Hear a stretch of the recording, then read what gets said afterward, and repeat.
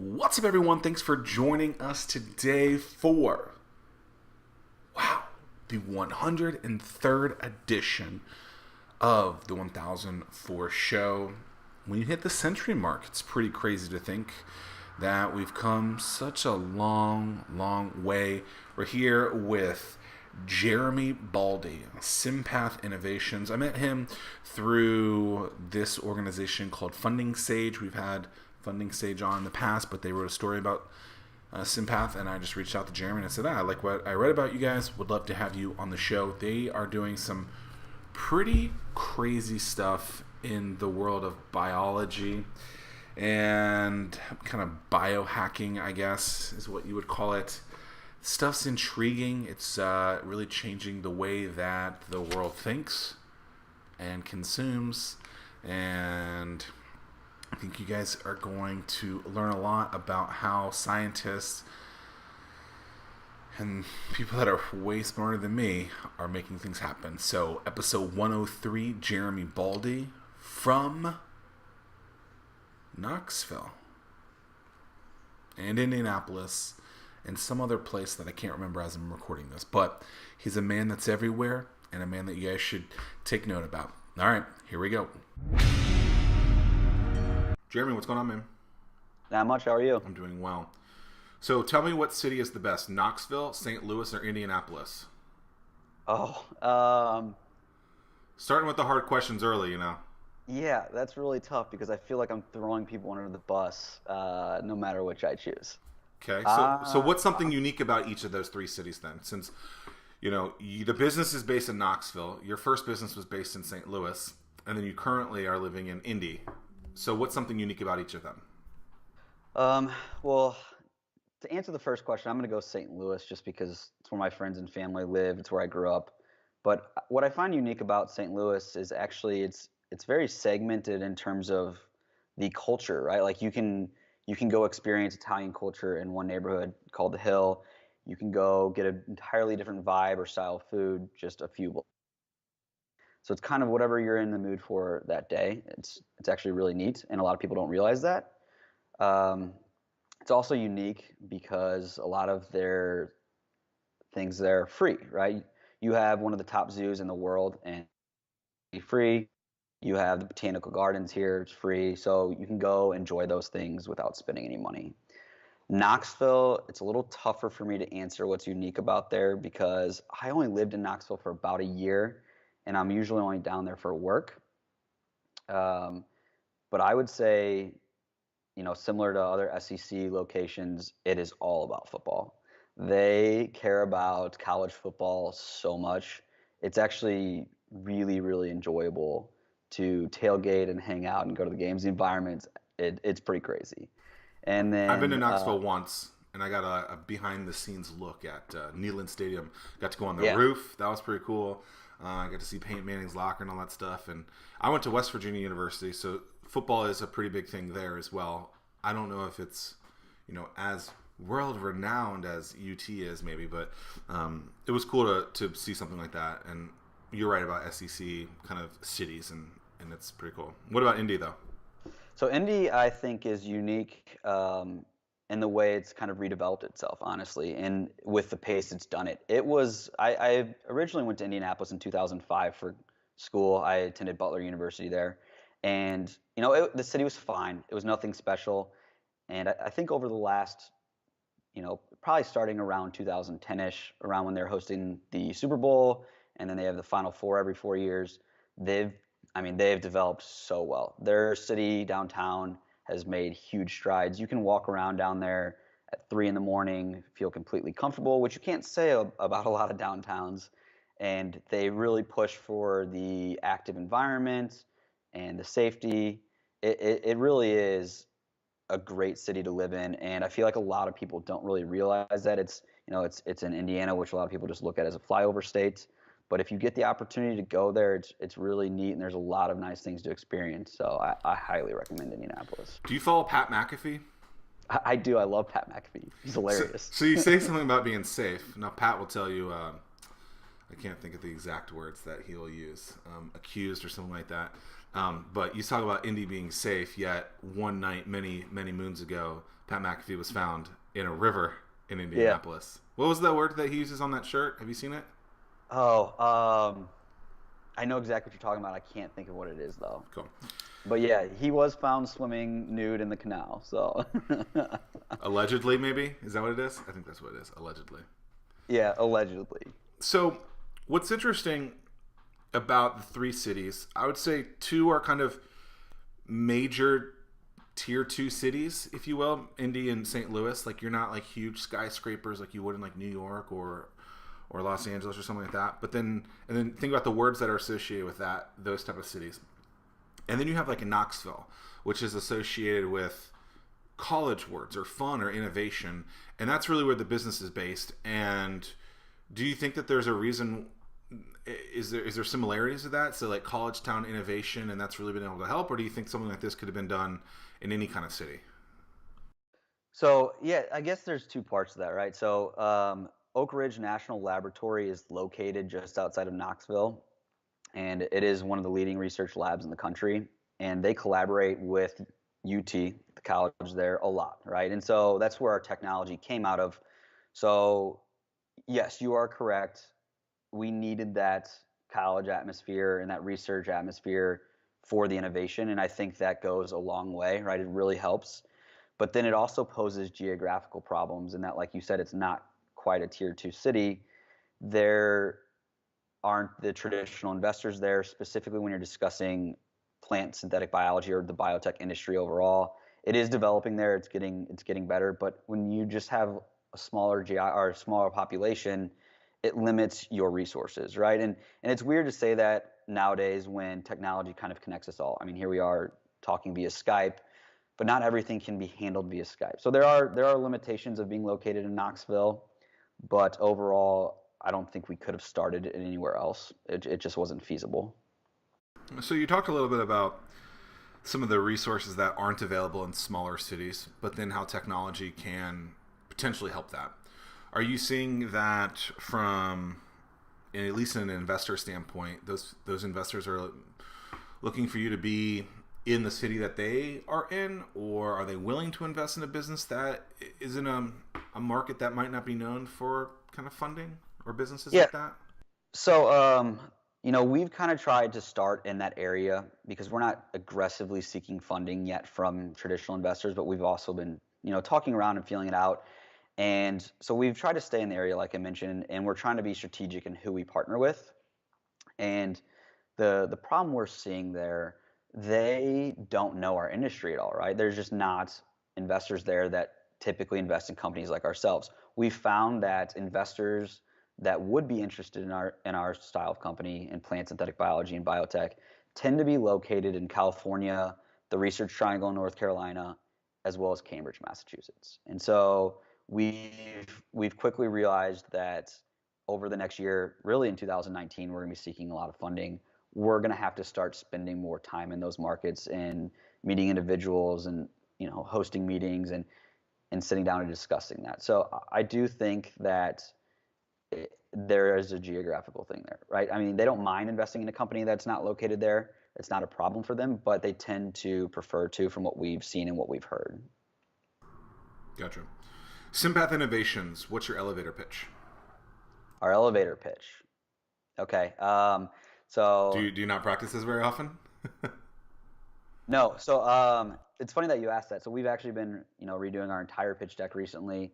And my co-founder, I have two other co-founders, one being Rob Mosley and one Ben Moore. Rob is actually the one that typically gives our pitches, and he's got that nailed down. I do, have a bit I can discuss in terms of our elevator pitch. But essentially, the plant synthetic biology market is emerging, and the one thing that's holding it back right now is the DNA assembly portion, and we are reducing the cost there as well as the time. So when we first started looking into SimPath and its capabilities of the technology, we spoke with a competitor about an order, and they gave us a DNA order, and they were telling us it was going to take 6 months to get our hands on it, and it would cost us $104,000 to purchase that. And for our technology, we can develop that same order and get it to the customer in 13 days for $4,000. Now, $4,000 is our cost, but even when you add in our margins, we're blowing that out of the water, right? So, we have a significant technological advantage on anyone in our industry, and it just can't be matched right now, which is great.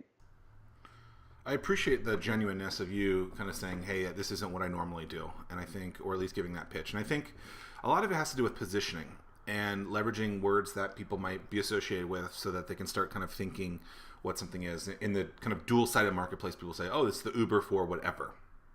And so I appreciate that you were honest there. When you're talking about plant synthetic biology, what exactly is that? Right. So let's start, a little larger than that, a little macro. Do you know anything about the synthetic biology market at all? Not really. And my guess is a lot of people don't either. Yeah, no, I figured that was the case. That's pretty much everyone we talk to. So synthetic biology is a market where you have individuals doing research using DNA that is produced for them. It's synthesized, okay? They're doing research on pharmaceuticals, alternative biofuels, crops, fragrances. You now have them making, artificial hamburgers, right? It covers so many.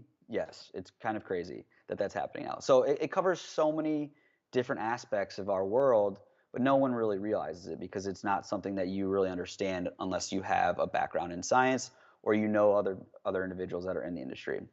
So that's the synthetic biology industry as a whole. We are attacking the plant synthetic biology portion of that. And when I say plant, I'm not talking about research being done on crops, right? I'm talking about they're using plant DNA to innovate new technologies or to improve current technologies. So we can use our technology for mammalian cell or mammalian plant yeast bacteria, but we're starting in the plant sector because it has the lowest barriers of entry for us, and it's where our largest technological advantage is. So we're going to start in that segment, and we are looking to build our reputation and then expand to the rest of synthetic biology. Okay, so I didn't think of this before until now, but maybe it has some connections.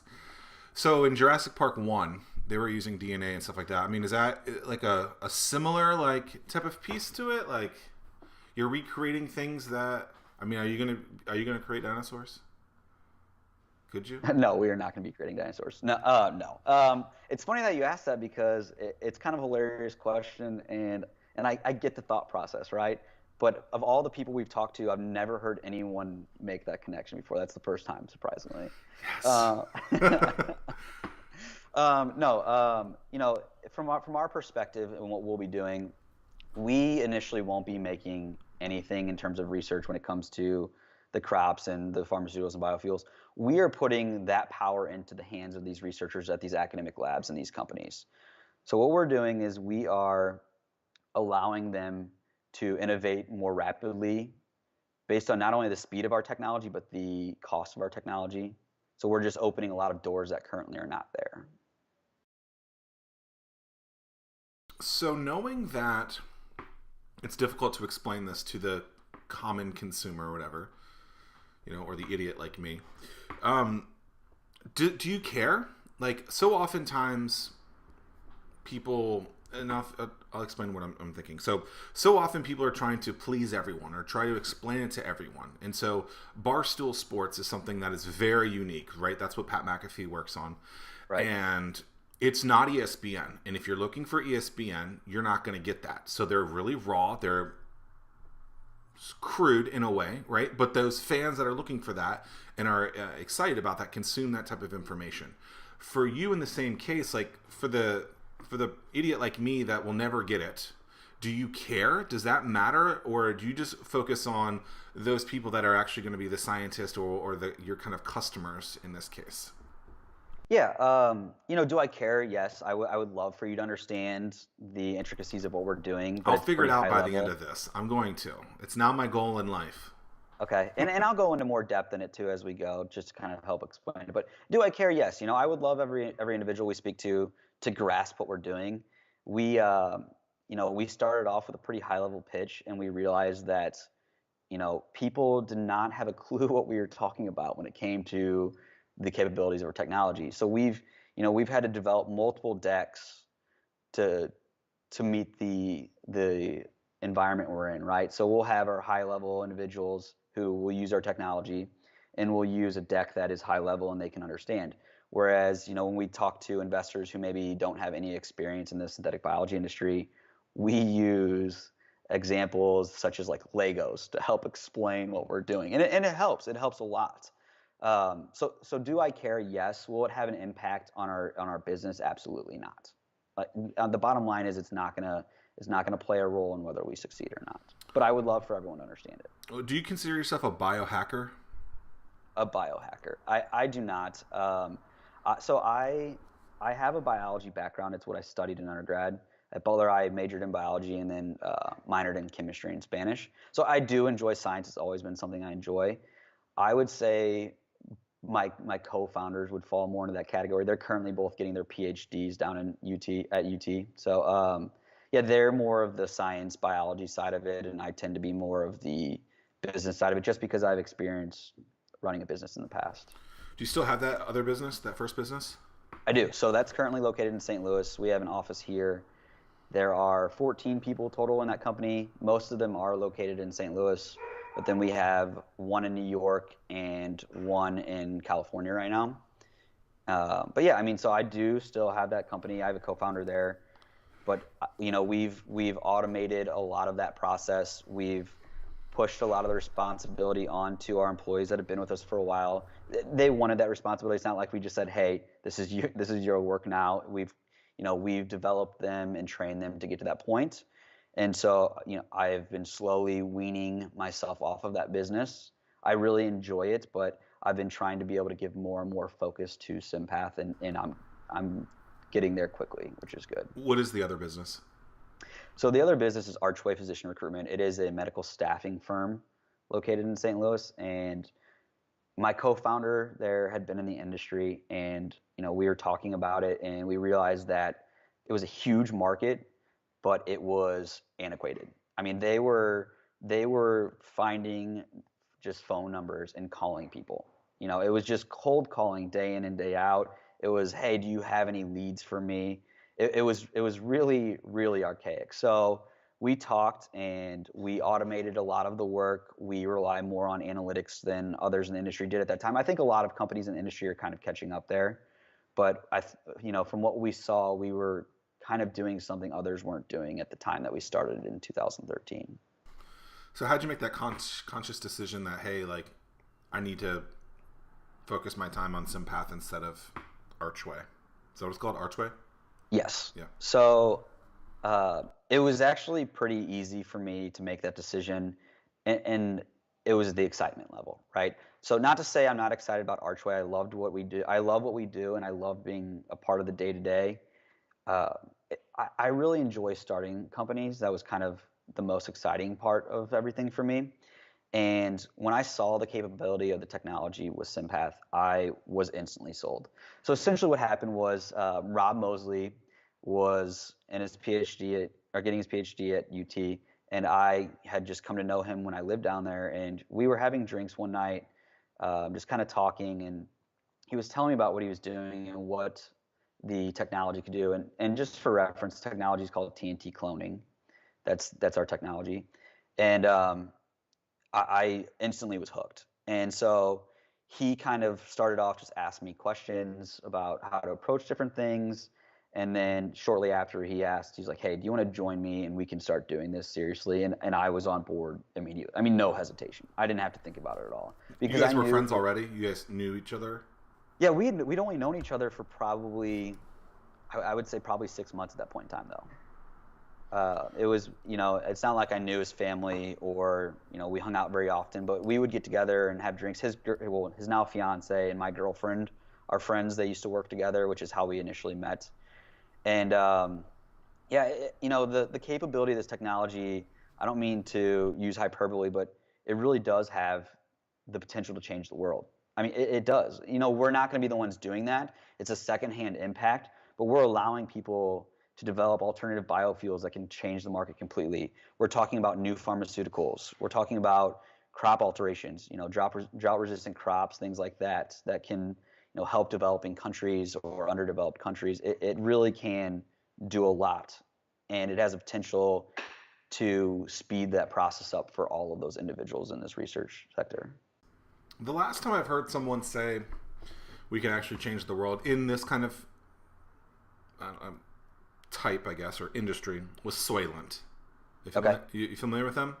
I know the name. I don't know much about them, though. So I was watching a video, 4 years ago, and it's a powder that you just, I guess you add water to. And it was basically a meal replacement for, at the time, a couple of bucks. But the idea was if they could get it down to cents. And you could really see how it could potentially go to third world countries and really make that big impact where money is a huge issue. So with a third world country, what type of product do you think could be there to kind of change the world, if you will? Okay, yeah, perfect example. Malaria. It impacts millions of people every year, right? And a large portion of that are children that are passing away from malaria. There is a drug to treat malaria.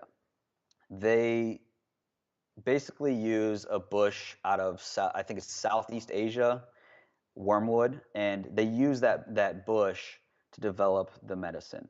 Okay, so the manpower and the cost and the time that went into developing this medicine was years and hundreds of millions of dollars, all because they're looking at a pretty unique crop that's only found in one portion of the world, right?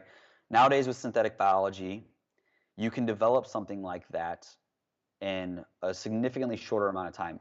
Their research doesn't have to wait for the crop cycle. They can come to us and say, hey, we need this DNA strand. We need it in a month, and we need 120 variations of it so we can test them and figure out what's going to produce the best results for this medication. Okay? And so I think the total on that malaria medication development was like 120 years of manpower when you include their whole team and the amount of time it took, right? It's significant. And how many lives were lost during the development of that medication, okay? So if our company had been around at that time, we could reduce the time and cost it took to develop that medication, saving all of those lives, right? There's other illnesses that are wreaking havoc that we can help with. There's already drought-resistant crops, but those can be improved. There's crops that are susceptible to certain insects. You can make alterations to those to kind of negate that, right? So you're talking about food potential. You're talking about medicines, which are drastically lacking in those areas, right? So I mean, we're talking about lives being saved, and I hate talking about it at this level because it sounds so, I don't know how to put it, fluffy, right? Like I said, I hate the hyperbole, but it's the truth, right? I mean, this could make a significant impact on what's happening throughout the world. Alternative biofuels alone, right? I mean, there's been discussion for the last how many years about the current gasoline and oil situation in the world. We're trying to make the transition to, electrical, or away from that into, solar powered cars with Tesla and things like that. Well, we can also develop alternative biofuels that are a sustainable solution for the foreseeable future. And that's research that would come from using our product, from our DNA. And it's not that there's not DNA assembly taking place right now, right? There's companies that do what we do, but in the last 10 years, let me backtrack shortly. So in the last 10 years, you have DNA synthesis and DNA assembly, and those are the two parts of this process, right? You have to make the DNA, and then you have to piece it together. Does that make sense? Okay, so in the last 10 years, synthesizing the DNA has gone from lab scale to industry scale. They've really ramped that up. The cost has reduced significantly. The DNA assembly portion of that has not. It still costs a lot of time and money to do so. So that's what's holding the industry back right now. Our technology, TNT cloning, addresses that problem. Okay? So what we're doing is we're allowing researchers to take one DNA strand and test it. Okay? And with our technology, they can now test infinite variants with that one DNA strand, with that one set of parts. And do you know what a variant is in terms of DNA? No. Okay. So think of it in terms of Lego pieces, and you have red, blue, yellow, green. And you put it in order, and you're like, okay, I like that. That works well.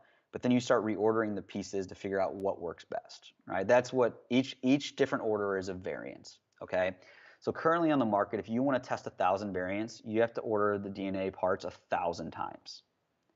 With our technology, if you want to test the variants 1,000 variants, you order the DNA parts one time and you can test all 1,000 variants, which is massive. You're eliminating a large portion of the DNA synthesis. And I know I said DNA synthesis has come down in cost, but when you're removing that much of it, it still makes a huge impact. Wow. I like the way you said that with Legos too. Um, so why is medicine? Why are all these things so expensive? Is it because of that? Like to test these things that you have to get them in so many different.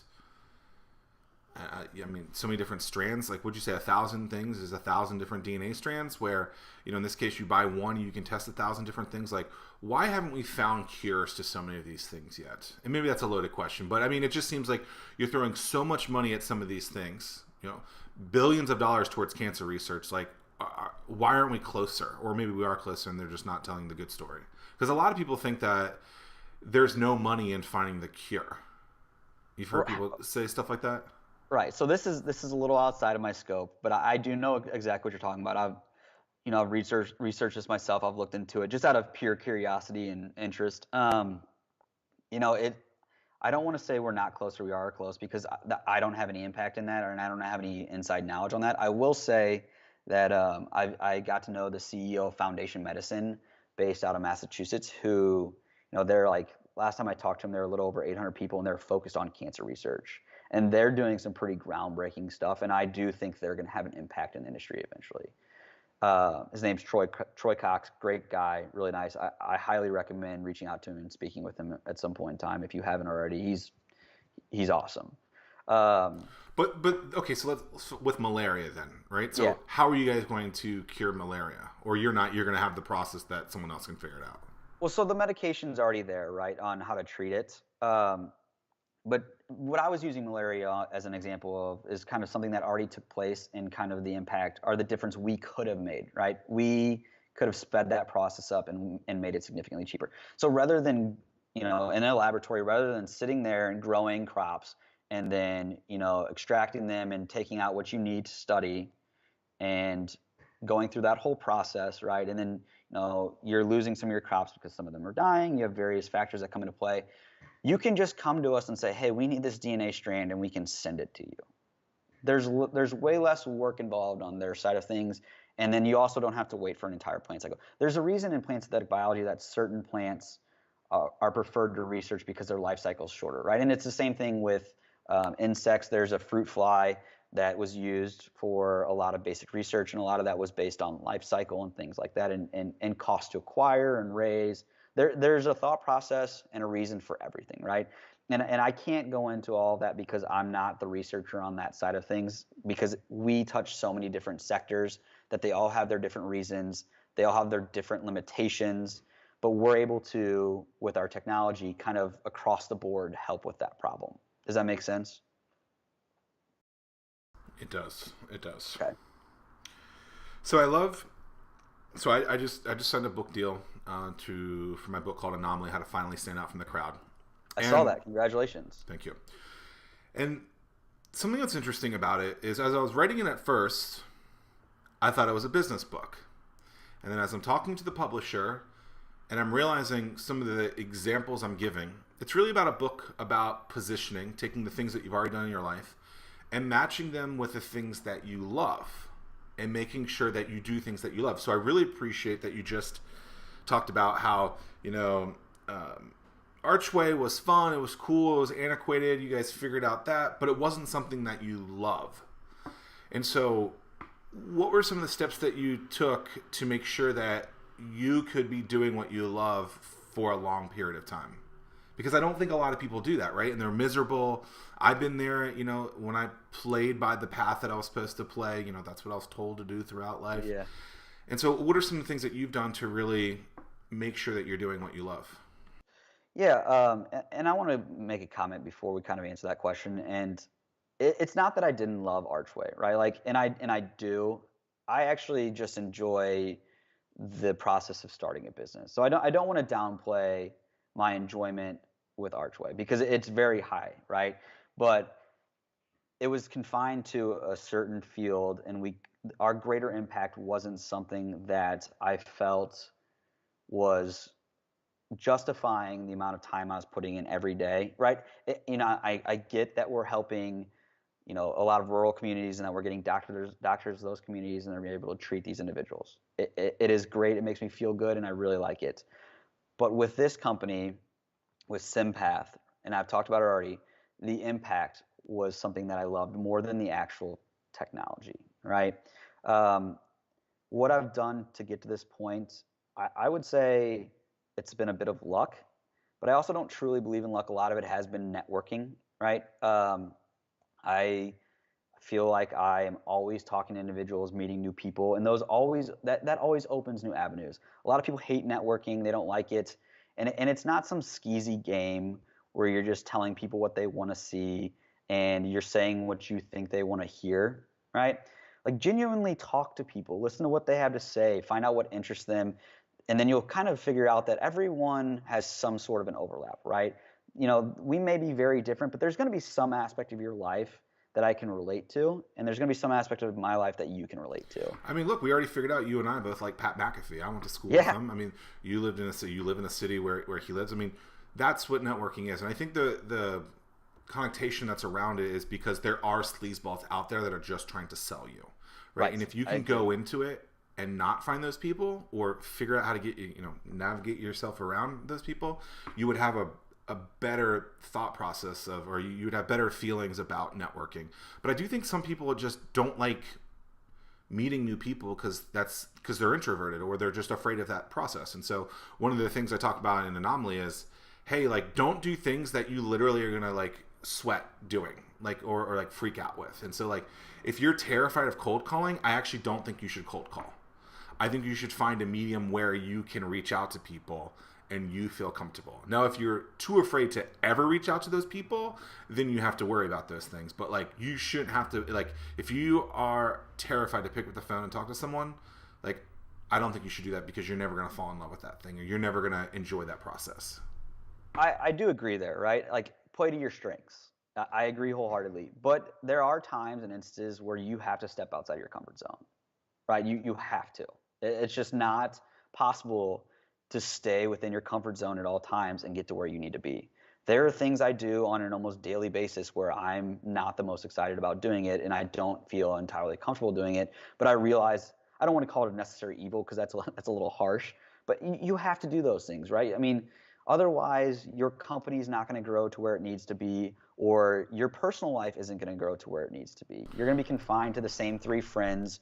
You may not travel because of it, things like that. I mean, it's more than just a business aspect, right? It's the personal aspect as well. So I do agree with you, but there are times you have to make those exceptions. Sure. What I think might have been missing in that piece too is once you start doing those other things and start getting results in places where you feel a little bit more comfortable. So a lot of people are just terrified to reach out to someone the first time, like, hi, I want to say hi. Like I reached out to you. I saw an article with you and I was like, hey, I want to reach out. And so a lot of people would be afraid of that process of actually reaching out. And so what I'm saying is when you're figuring out how to reach out to people and network and do this, if you're terrified of picking up the phone, figure out a different medium to reach out to those people. Start feeling comfortable with that, and then maybe build up to that thing that you might be more uncomfortable with. Because you have to reach out to that person no matter what. Yeah. No, I agree. And, this goes back to, I'm glad you kind of worded it that way. This goes back to something I heard a few years ago. And I was listening to, I love to listen to podcasts. I do. And you have a great podcast. I was listening to another podcast and they were interviewing somebody and it was about, I can't remember what the book was called. And I actually didn't read it because I had listened to an interview that I felt, was sufficient enough. And I do read a lot. It's just one of the books I hadn't got to. I think it was called The Power of No, maybe. That might not even be close. But essentially the premise was, when you're doing something, when you're reaching out to people, in the beginning you're terrified and you're getting no's and it is a worse feeling. But as you continue to do it, the no's don't impact you. They don't affect you as much as they used to. It's a part of life. Not everyone can do everything that you want them to, right? I mean, they're just not available to. They don't have the time. They don't have the interest. But as you continue to go, your fear kind of whittles away the more and more you hear that no. And I would imagine when you first started doing this, you probably weren't that excited about reaching out to people with, just a cold email or a cold call, but now it probably doesn't even faze you. I mean, is that accurate at all? I mean, it's somewhat fair. I'll definitely reach out to. Well, when I started, I reached out to people I knew, Okay. right? And then I started liking the show, and I was like, "Oh, this is fun." And so then I was like, "Well, who else?" Like, then it became an opportunity for me to actually like meet other people, and I could provide them value and give them something and tell their stories. And so I'm a journalist by trade, but I hate the world of news and journalism now because I think it's really messed up. But I feel like a lot of people have stories to tell, but no one ever gets that out of them. And so as I was figuring out what this show was, I was like, like let's start asking questions that no one else is asking. And I think that's important because, like you're Jeremy Baldi. What does that mean, right? Like, what is something important about you that you never get to talk about?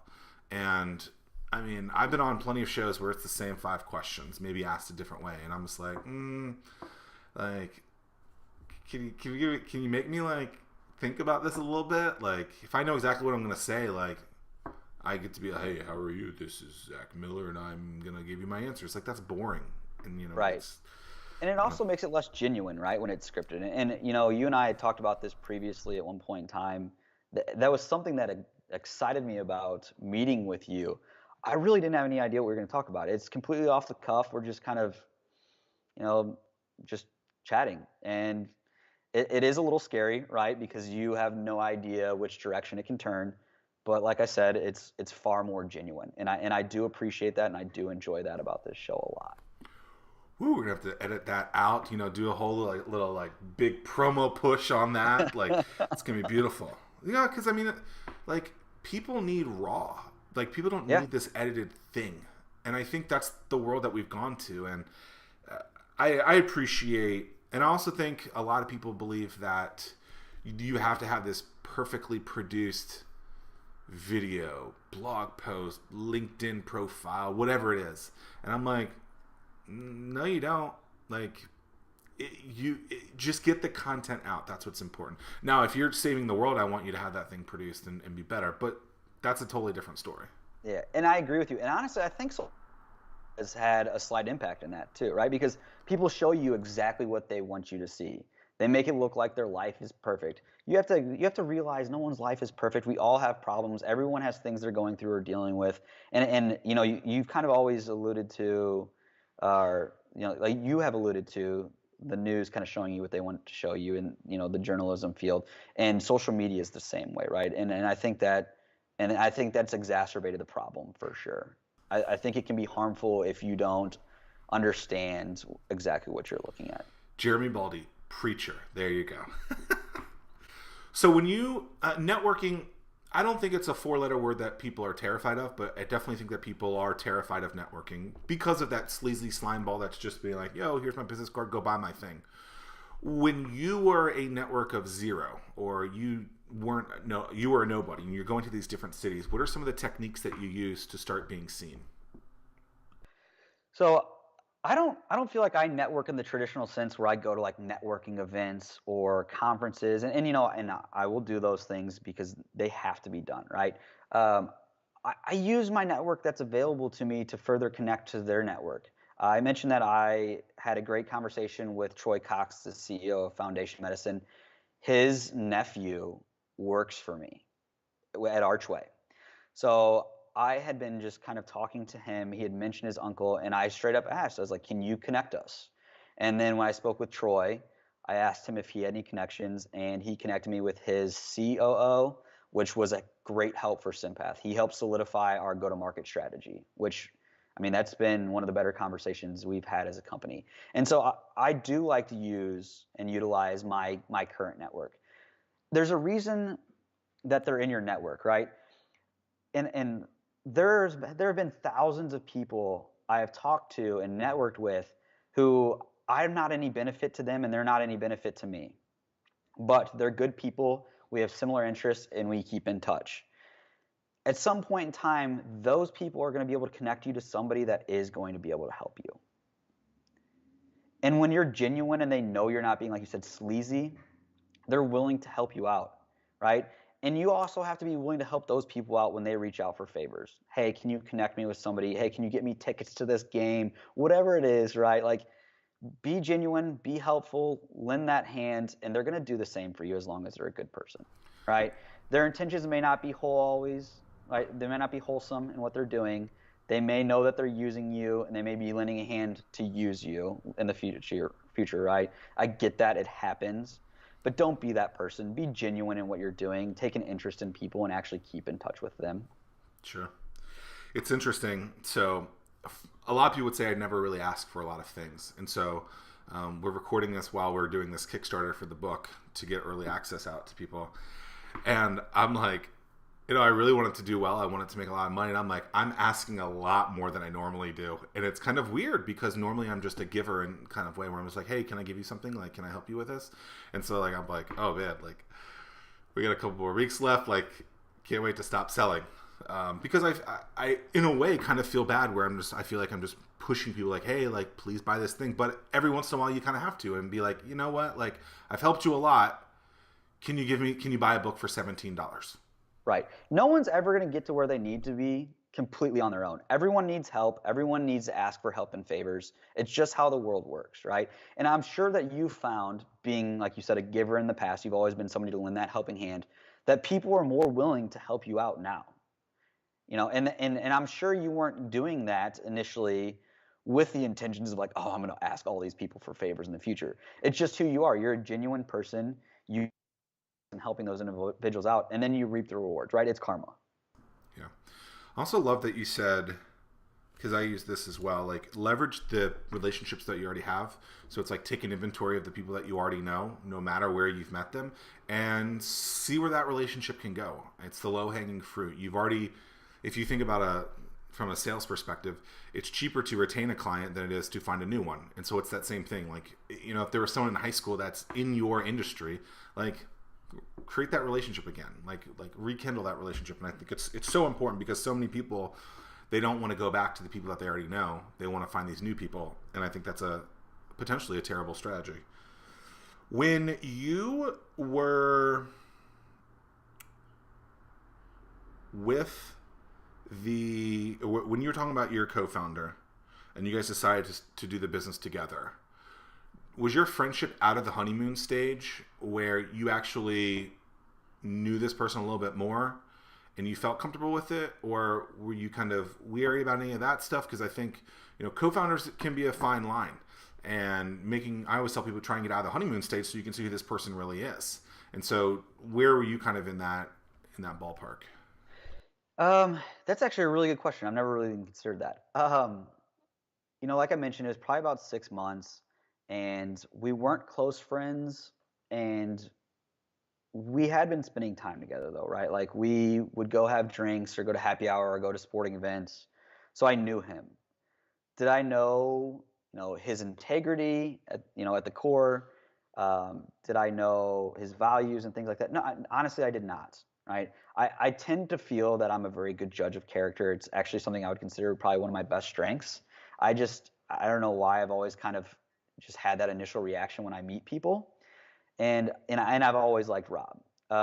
He's a great guy, and I did kind of rely on my girlfriend's relationship with his fiance to get a better feel of what he may or may not be like. But we knew that in terms of a business standpoint, that his skills and my skills and weaknesses complemented each other, right? And we got along well enough that we knew that it was going to be something we could make work. Well, right? I think if you can go get beers with someone, I mean, that's a big thing. Right. I love that analogy. I've heard a lot of people talk about that, right? Like when they're hiring, it should be somebody you feel like you can go sit down and have a drink with. Rob and I, like I said, we initially started talking while we were sitting in my kitchen having some bourbon while our watching the living room. Like that is exactly how the initial SimPath discussion started. And he had already been working on this, right? He already had like knowledge of TNT cloning. He already knew what it could do, but he needed somebody that could complement him. And then immediately we knew that we also didn't have the technical side between the two of us, so that's why we brought on Ben too. And Ben was another one. I didn't know Ben at all. Rob did know Ben through just kind of acquaintances in their PhD program. And Ben's another one where we can sit down, have a drink with, and chat with, and we get along really well now. Love like it. Rob is getting married Soon. You can just say soon. soon. Then you Soon don't enough. get time. Yes, soon enough. And he invited Ben and I to their wedding, where we've only known each other for less than 2 years. So how do you define success, knowing that you have something that can change the world? How do you define success? I think that comes down to the individual person. And for myself, I investors aren't going to want to hear this. I don't consider the success of SimPath based on the revenue or the profit margins. And don't get me wrong, I do care about those things, because I realize as a business, you have to care about those things for longevity. You can't run at a deficit every year. For us, or for myself, I can't speak for Rob and Ben. I do have their take on things because I talk to them. But for me, I think getting established in the plant synthetic biology market and then expanding beyond that. Once we expand beyond plant synthetic biology, I will feel that we are successful, because I know that our impact has now reached all of the sectors of this market. And I know that we are allowing these researchers to innovate at a far faster and more cost-effective way, right? How do you quantify that, though? It's tough to quantify what we do, right? Because in terms of the DNA research that's taking place, it is constantly changing, right? It's evolving in terms of the level of what they're doing. So I think for myself, if I was going to say I want to quantify that, I would like us to be working with as many academic labs in the country that need our help, and then working with the big players in the synthetic biology industry, right? So that their industrial commercial labs can make the necessary changes that need to take place. They can take those steps forward. And quantifying it, I think that looking at the market capture, right? Like, how much of the academic market are we actually touching? Not from a financial standpoint, but how many of these academic labs that do the research that we can help are using us? How many of them are benefiting from our technology? How many of them are we helping? And the academic labs are kind of where we're starting our approach. Their needs are a little smaller. They're a little more understandable in terms of working with us as we iron out our process. And so, these are a lot of times they're students getting their PhDs in their mid-20s, who are just looking for anything that's going to help them advance their careers, but also advance the research they're doing. And so, I know I haven't quite answered your question on how to quantify it, but I think that it would have to do with percentage of the academic and commercial labs that we're reaching, to be honest. It's a hard thing too. So my thing that I want to track is being happy. Okay. And a lot of people say that's not a quantifiable thing. You can't really track it. And I tend to agree with that, right? There's not this thing to say, oh, okay, here's the number. But I was miserable when I worked in TV news. And I know what that feeling is. And for the better part of the decade that I've been out of TV news, I haven't felt like that. I've definitely had ups and downs, but I've never felt miserable and not been happy. And so that's the way that I gauge it.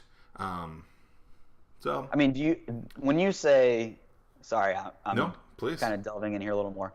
So when you're quantifying that, do you look at it like just an overall basis, or are you like, this week I woke up happy every day because of what I do, right? Or how do you break that down? Can you break that down for me a little more? So I would say it's more like I'm not miserable, right? Just overall. Yeah. And so there are times where I have sleepless nights. There are times where, last year I let someone go from my team, and it was something that I had months of sleepless nights about, because I didn't know a lot of pieces to it, where it was a full-time employee that I felt like I had invested in them, they had invested in me, and it was something that I had to keep doing. And ultimately it just wasn't working out. And so I kept them on for a long time. And I wasn't unhappy in that time, but I knew that I had to make difficult decisions. And so I think there's a difference, and this is what I mean by it's like not necessarily quantifiable, because you can be going through the downside of a roller coaster. In some cases, that might be the good part of a roller coaster, but you can be going through rough times. But as long as you wake up and you're not like, I don't want to, I'm not happy doing this. I hate doing this. Like, I don't want to interview Jeremy Baldi today because this is stupid. Like, I don't feel like that, right? I'm enjoying this. And so I think there's exactly, there's this sense of like, I'm enjoying the things that I'm doing, and I'm bettering myself and others because of it. And when I worked in TV, I felt like I was meeting and asking people questions and meeting someone on the worst day of their life every day.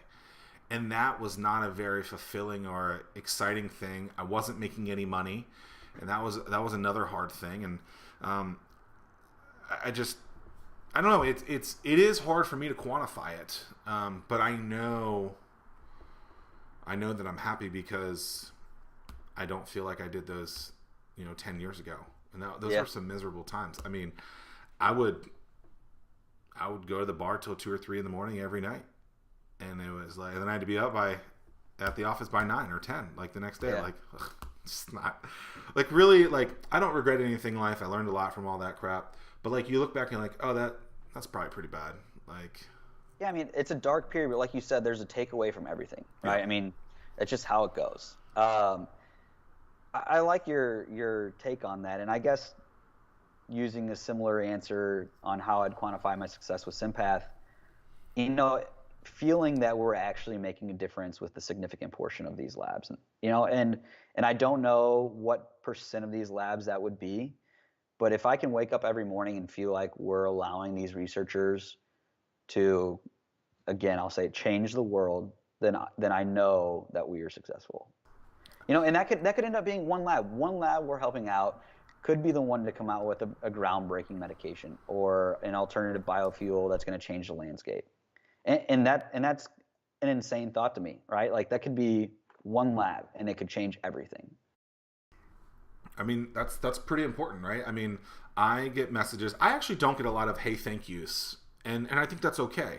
Like, where people are like, oh, thank you for helping me with this thing, and people are like, you probably get that all the time. Like, no, I don't. But when you do, it's like really, really impactful. And I had an intern this summer who I'd met the year before. And he wrote me this note basically saying something along the lines of, you taught me something that my parents never did, which was to not necessarily have to follow this path and to create my own destiny. And I appreciate you for that. And I was like, it was a handwritten letter. I actually keep it in my notebook. I haven't looked at it since. But he's still a friend, and he's, 18 years old. His name's Desmond. He goes to Xavier. He doesn't watch this, so he's not going to goes to Xavier. You hate Xavier? Oh, they're huge. Which Xavier, by the way? There's multiple. Xavier, Cincinnati, yeah. Huge rival of Butler now that they're both in the Big East. That's true. Yeah. But like, looking back at that, it's like, oh, that was really important, right? Imagine you saving someone's life. Yeah. Right? That's a huge thing. And like, we have a product where for a couple $100, like, you can figure out if a business is for you. And when people are like, oh, I don't think this is for me. I don't think I want to start a business. I'm like, hey, you only spent a couple $100. Like, that's a win. Like, don't look at that as being such a bad thing. Yeah. You didn't spend hundreds of thousands of dollars and, potentially losing your family over this because you learned that, hey, like, I don't want to do that. And not just the money there, the time too. Oh, yeah. I mean, there's people that get several years into a business before they realize, one, it's not for them, or two, it's not going to work out. And then they lost that time. And, it's always nice not to spend the money, but at the end of the day, the time's more important than the money. Sure. You can't get that back. That's the one thing we all have. That's the same. It's time. Anomaly. What are you an anomaly in, or how do you become the anomaly? You personally or SimPath? Ooh, how do we become the anomaly? I didn't used to ask that question, but now that the books, on the promo trail, I got to ask that question. I mean, that's a tough one. I really don't know that one, Zach. For myself personally, I don't. For SimPath becoming an anomaly. Well, you said you kind of wanted to be a household name, right? Where you guys want to be in different places. What are you doing to be that? Well, so what I was gonna say is the anomaly again. This is not something investors want to hear, right? But I feel like Our competitors, they care about the bottom line and not about the impact they're having. And that's maybe that's a little harsh because I don't see their internal culture, but these competitors are cogs in huge machines, like a Thermo Fisher. Um, Actually, you might want to edit that out. I don't know. I don't know. I don't want to throw them under the bus. But I guess what I'm saying is these are all larger companies, and um, I don't think they actually care about the impact they're having. I think they care about how much money they're making and what their profit margins are. And we will care about those things, but I think as a company, I know as a company, we care about the impact we're having. We really do. There's a reason we are so excited about the product or in the technology, and it's not the money, right? We realize that we can make a lot of money if things go right. But we also realize more importantly that it's the impact we're going to have. And I know I've talked about that a lot, but that is really the driving factor for us, and that's the excitement level for us. And it's also the reason that I'm a part of this team and I'm so committed to this team. Like any co-founders, we go through phases where maybe things are slowing down or things aren't going your way, and you start to worry a little bit. But then you take 5 seconds and think about the global impact you can have, and you're right back on track. And I want us to be that anomaly. I don't want us to just be a company in this industry who cares about how much money they make. I want to actually care about what we're doing and the impact we're having, and I know we will. And I think that's how we're going to be an anomaly in this industry. All right. Many of you guys know that I've worked with thousands and thousands of startups, early stage businesses, and mature businesses. And one of the questions that I get all the time, and I'm getting a lot right now, is I need a website or graphic design work, but I really don't know who to turn to. And here's the answer. Archfor.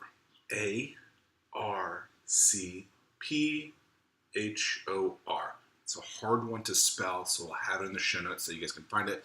But like me, Archfor is a company that has worked with hundreds of businesses, entrepreneurs, and startups, and they get it.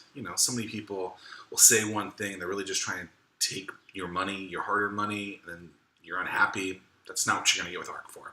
It's a company that they really do truly get it, and they know how to take care of their clients, and they aren't in the business of just selling you the things that you don't need. They'll tell you, hey, this is not going to be smart. You're going to waste your money, and then you don't have to spend as much money on something like that. So it's a great company, and they are in the business of making you look great, providing you with the tools that you need to generate revenue and sales for the long haul. It's who I trust to manage my websites, and you should too. So if you're looking for graphic design work or web development, Archfor is the place to turn. Head to Archfor. I don't want to spell it again, but you guys can find that in the show notes, but archfor.com, and use Zach, Z-A-C-K, for 10% off. Just mention my name, but you have to spell it right, because if you spell it wrong, you're going to have to pay 10% more. All right, back to the show.